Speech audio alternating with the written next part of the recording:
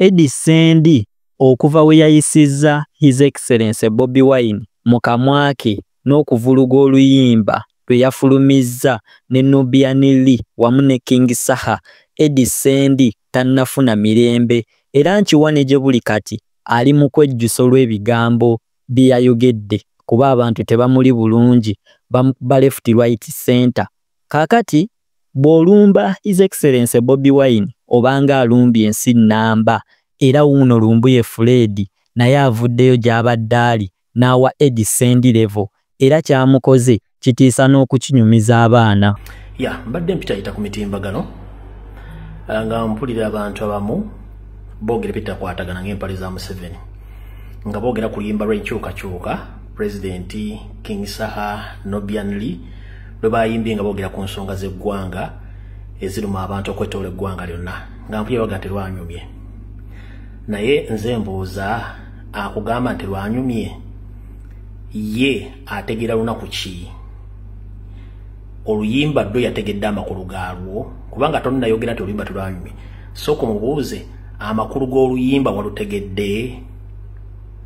Mubuuze amakulu g'oluyimba wagategedde? Music alimu ebika bingi.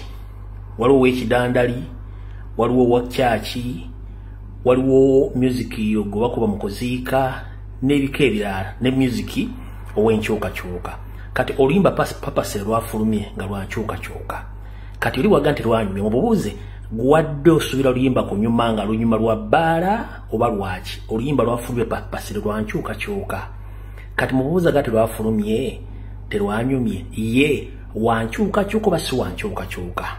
Era bwe luba terwanyumye ye ng'olulwe lwe yayimba lwe lwanyuma ddi era yali ayimbye ku ki? Omanyi tugamba nti amagezi gaba ga mutwe so si mugejjo. Ebiseera ebisinga abantu basinga obungi bw'aba tannayogera tomanya nti tategeera, wabula bw'ayogera lw'otegeera nti omuntu ono wonga alina butono. Tuli mu nsi erimu emiranga gye bamma okwogera ku TV, ku radio, naye nga mulimu abo abalya mu ngalo z'abadikiteeta oba engalo za dikiteeta Museveni ng'omulimu gwabwe gwa kunyigiriza buli kintu kyonna ekiyinza okuggula amaaso abantu.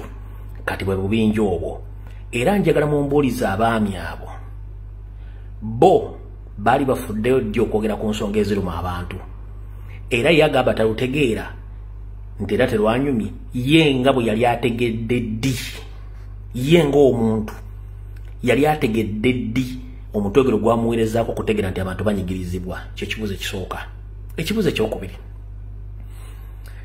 njagala mumbuuliza abantu abo bannayuganda abanyigirizibwa obudde obw'okwogera ensonga ezizimba balina butono nnyo okusinga obudde obwogera ku nsonga eziruma eggwanga.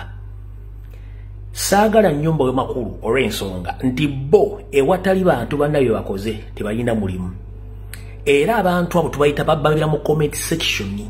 Lwaki? Tebasobola kujja ne bakola kintu nga bakijja emitwe gyabwe okusinziira ku kiri mu ggwanga.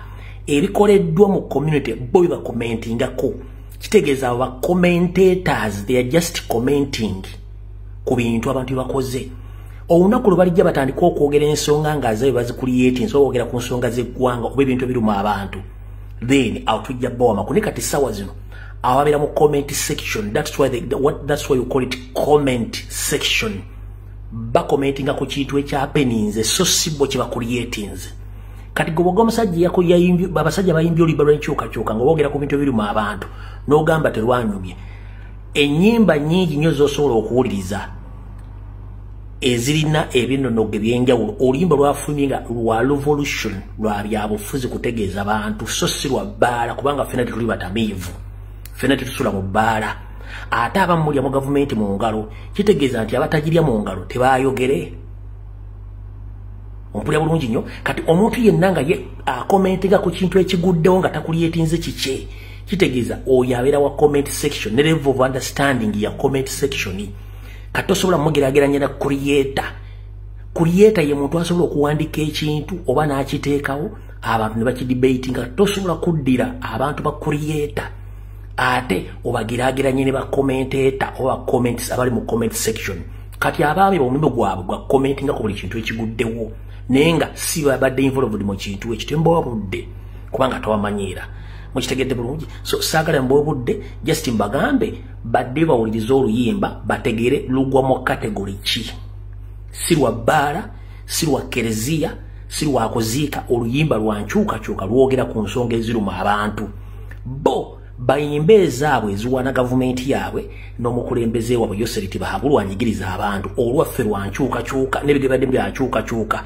Si lwa laavu, si lwa kuwomesa mwenge, si lwa kuziika, lwogera ku nsonga eziruma abantu. Kano olw'ensonga mungambire abantu abo bonna nti oluyimba lwabadde lwa revolution oba lwankyukakyuka, si lwa bbaala, kubanga ffe ensonga z'ebbaala twazirekera batamiivu, ensonga z'okwegadanga twazirekera bakafulu mu kwegadanga, ffe tuli ku nsonga za ggwanga. Kubanga ensonga zetwogerako bw'atamira n'alwala bajja mutwale ekiruddu oba ensambya oba emulago okumugjamu omwenge gwanywedde, naye bwe watewali ddagala bagenda mujjamu batya omwenge.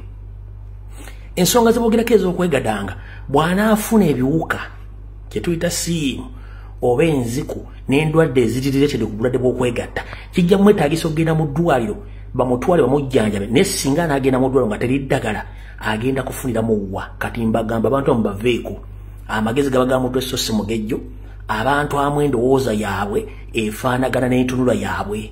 Omuntu yenna nga tasindika message ya nkyukakyuka kitegeeza tomumalirako obudde. Naye njagala mwambuliza ekibuuzo kimu, g'amakulu g'oluyimba agategedde? Era bwe tebagategedde bo nga bo ki kye balinawo kye baali batadde mu community nga kyabo okuggyako komenti nga bantu kye bakoze yenjawulo eriwo. Kati saagala mbwebudde era mbaŋŋambire nti buli muntu amanye waagwa era buli muntu amanyi kyayagala nekyatayagala. Mmeme katale kyesiima kyegula. Fe abanyigiriza babagala enkyukakyuka oluyimba obubaka bwatuuse bulungi nnyo.